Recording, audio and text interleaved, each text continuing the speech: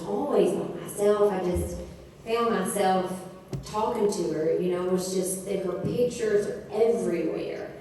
And I live on her ranch. My husband and I raised our 2 little kids out there, and you know, I spent a lot of time with her in her house, but where I spent the most time with her was in the back of that bus. And for some reason, it was so emotional and so beautiful, too, to be able to kind of walk and connect and know what she's done for country music and for women and just music in general. And I don't think I really realized that until I was about 20 years old, and my grandfather had passed away, and she couldn't stay at the ranch anymore. She was just too heartbroken to live, you know, in the house they had shared. And so we moved to her home in Nashville, and after we were there for about 6 months, she said that's where we became more like girlfriends instead of just grandmother and granddaughter. And she said that's sort of where we saved each other too. And she didn't cry while we were at home. We just had fun. Like, we went shopping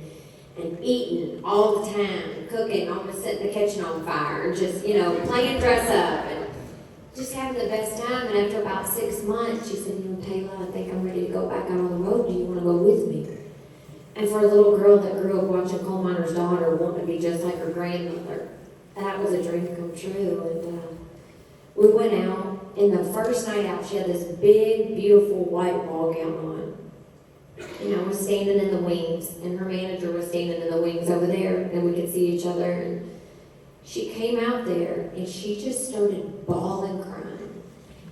And the audience started crying with her too. All these fans, they stood up and they held her up.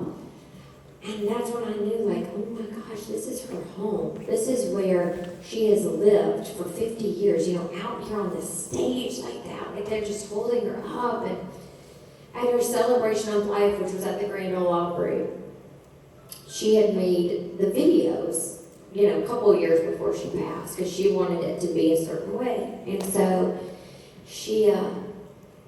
we hadn't heard any of them.